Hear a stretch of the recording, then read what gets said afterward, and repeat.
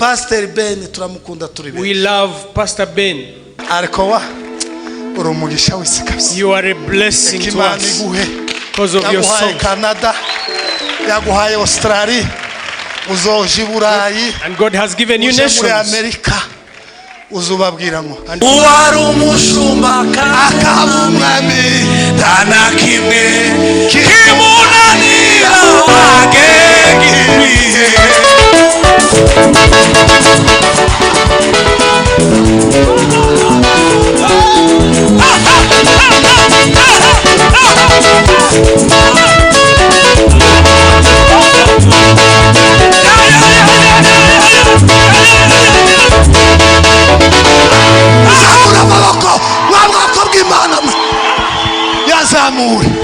yazamure nawe birakureba. Raise your hands to God. Pastor Ben turamukunda turi We love Pastor Ben kandi kubera ikintu Imana amushize, because what God has placed in him. umuntu azakundwa kubera ikintu atanga mu bantu. People are loved for what they give out. Abantu ndi icyo kimenya, abantu ndi bagukunda, People that don't love you ariko kandi ntibakwanga, and they don't even hate you. uraho, You are neutral. uri muri ako kaze akaka kaserekere karaho, you around there. uzomenye ko abantu batagukunda. If people do know you're not loved kandi and ntibakwanga, you're not hated, bokwangirike. why would they hate you? Wabibye se? Did you steal from them? Wabatutse se? Do you abuse them? Baragukunda, They love you. kubera iki wabahaye? Why would they love you? uri asheri se wabajanye hasi? Have you given them, taken them out abroad? wabaguriye imodoka se? Give them a car? Wamugaburiye se? Fed them? Uraho, You're just there. bagukunda kandi ntibakwanga. They are indifferent towards you. Pastor Ben But Pastor Ben agira indirimbo nyinshi has so many songs, kandi nziza, very good songs. ariko hari indirimbo But there is one song inzanyishika nkavuga ngo ni nyabe. that I love among the all. Uzima nungambere ifeza n'imyambaro imigisha y'abariho, ibyo yakoze nibyo bikomeye, uri umunyamahirwe kubugihumeka. Ningene bayicuranze, I love that song. igiye kumera nk'iy'abagatolika, The melody iri hagati yaho. is like a Catholic hymn. niyo bagira indirimbo zigira melody ukamusa n'umuntu twawe. So melodious. Ari igihe tugira indirimbo zo gusakuza ukamusanga. Some of the songs are ariko for hari jump. indirimbo zigira melody ukamumva nyine wazitekereje. Izo ndirimbo ndazikunda cyane. I love such songs. Ubuzima Life. nimba wabyutse, If you are awake, Imana aguhaye ubuzima. God has given you life. Nimba aguhaye ubuzima, iki ni igihe cyo gutekereza neza. Now time for you to think. Tumere nka Saul. Don't be like Saul. Ubuzima bwawe ndibukarangire. Don't end your life. Imana ibureba ikabuklasa ku murongo kwa Saul as being despised. Tugira umugambi ubuzima bwawe bwose. Purpose. Tugira umugambi. Resolve. Daniel agambirira. Daniel purposed in his life. Nta muntu ugambirira yapfuye. No one purposes when nta muntu ugambirira ari rusororo. No one resolves. Nta muntu ugambirira ari muri koma atakicunga atakibona. You cannot resolve it. Umuntu agambirira ari uko ari muzima. You resolve. Uyu munsi pano ya mbere. Today. N'ubuzima. Greatest gift you have. Hanyuma muri ubu buzima. Life. Bibiliya yavuze ngo Daudi. David. Agira gute? Served God. Amaze gukora icy'Imana yamutegetse gukora. Yashatse icy'Imana ishaka. What God wants. Ndabyibuka Bishop igeze kutwigisha ijambo rivuga ubushake bw'Imana. Bishop once taught about the will of God. Ubushake bw'Imana. The will of God. Kugambirira mu mutima. Resolving your heart. Gukora iby'Imana ikunda. To do what God wants. Cyawe. In your time.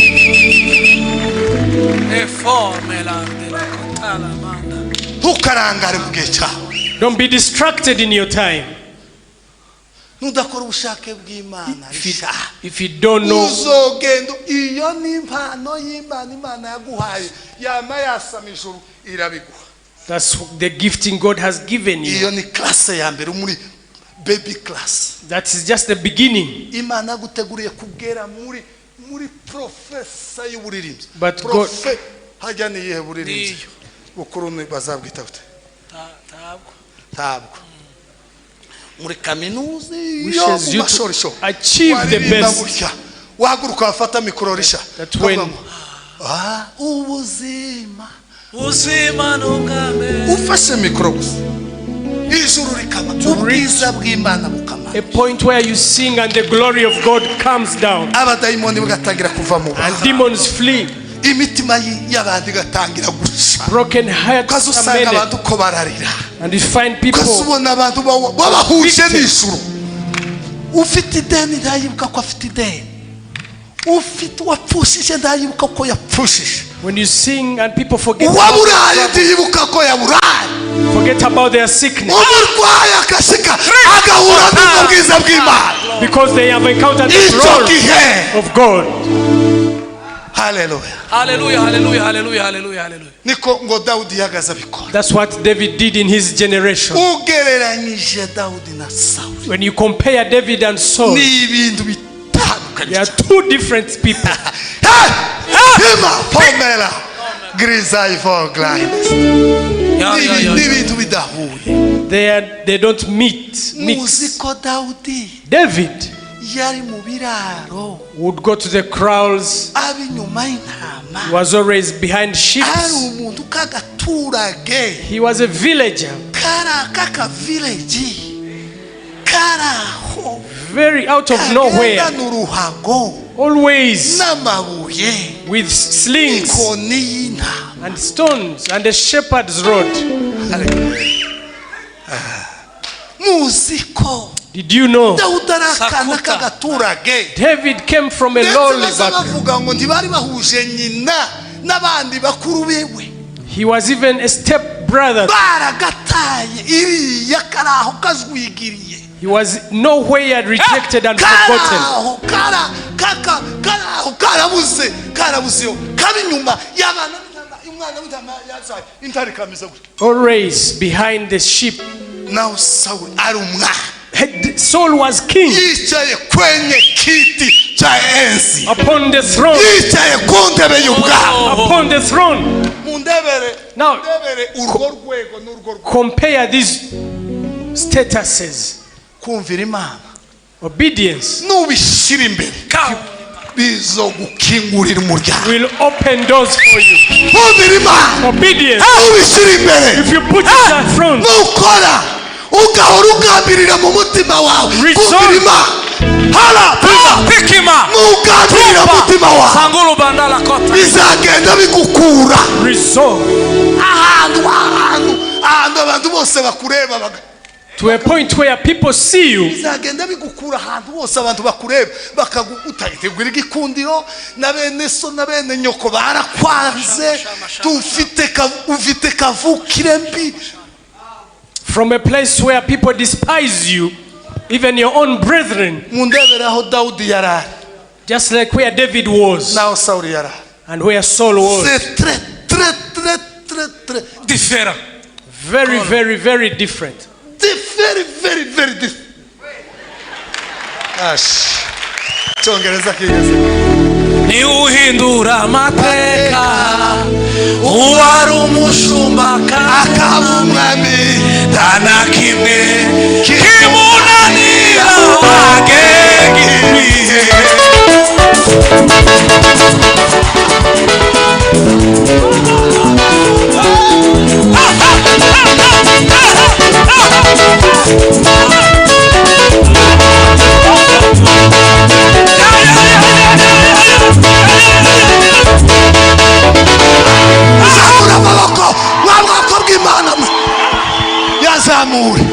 yazamure nawe birakureba. Raise your hands to God. Bwana sifiwe. Mundebe ni uhindura amateka. Changes destiny. Uwari umushumba akaba umwami nta na kimwe kimunanira agenga ibihe ariko wa uri umugisha w'isi kabisa. You are a blessing to Imana us iguhe because of your yaguhaye song. Canada yaguhaye Australia uzoje Burayi And God has given you uje muri nations. Amerika uzubabwira ngo And all continents. uhindura amateka uwari umushumba akaba umwami nta na kimwe kimunanira agenga ibihe. Zamura amaboko w'Imana yatituba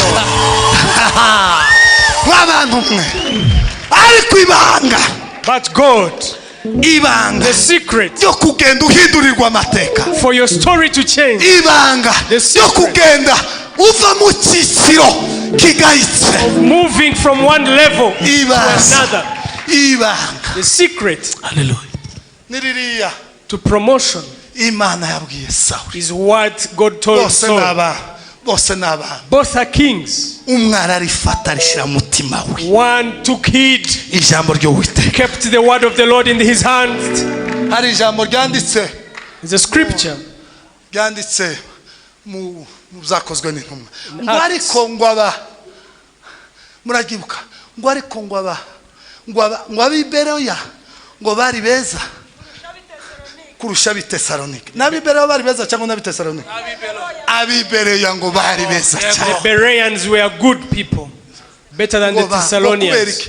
ngo Why? bamaraga kubwirizwa ngo bakaja mu byanditswe That after the ngo study, bakavuga ngo uyu muvugabutumwa ibyo yavuze nibyo, they always had Bible ngo study, bagatangira bagasoma bakisomera examining what they had icya heard. kabiri ngo bamara kwisomera ngo bakareba buriya haba lisite y'iby'Imana ikunda n'ibyo yanga. There's a list of what God loves and what He Mu hates. buzima haba ibintu bibiri. There are two Hari things. iby'Imana yanga urunuka, What God detests, hakaba iby'Imana. Hari igiterane cya konfi cyagaza kivuga ngo indirimbo and what God loves. ya ministeri yawe ni ihe konfi kuramya bikora ku mutima kuramya gukora ku mutima w'Imana. Hari ikintu umuntu akora Imana ikavuga ngo singuhaye isezerano, iri sezerano rizaba iryawe n'abana bawe n'abandi bose bazagukomokaho kubera ikintu wakoze gikora ku mutima w'Imana. You can do something that touches God's heart, that to the extent that He gives you a covenant that goes to your children and your children's children. Saul Agenda acika intege, continued to become weaker ntiyigeze afata ibya Imana iravuze, until, arabifata abigira black. because he despised what God had. Ariko Dawudi Yet David, pasiteri we abapasiteri bararutanwa. tuta pastor, Hari umuntu ureba one akavuga ngo bizagenda gute, zohagarara imbere y'abantu mvuga iki, akaja imbere y'Imana One wonders. agasenga agapfukama akiyiriza.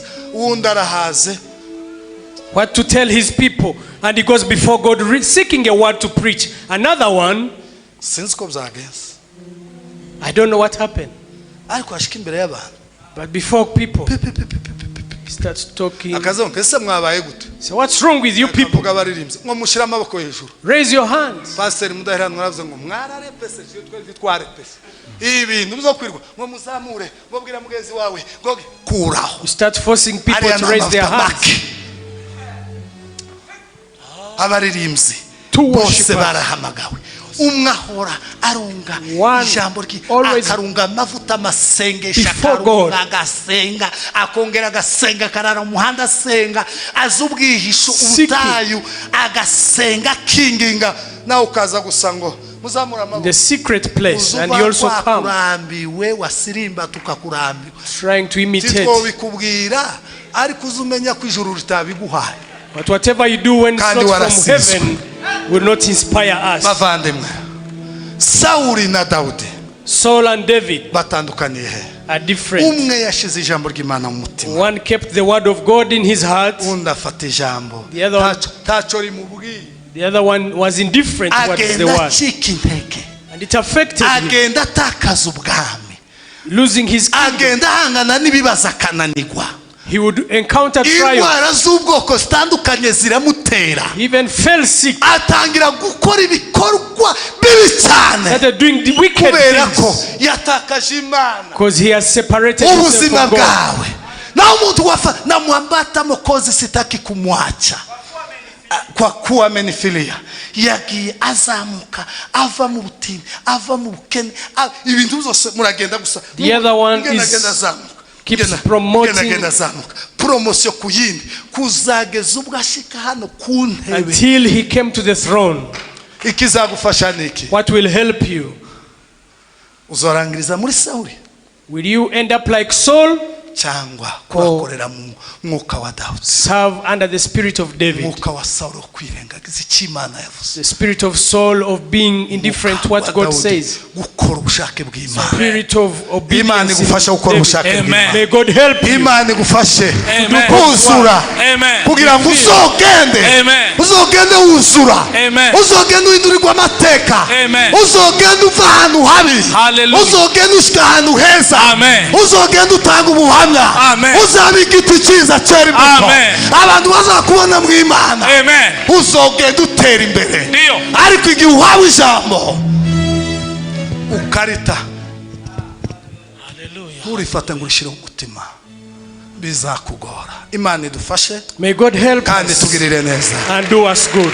Reka sabe pasiteri aze tambuka imbere.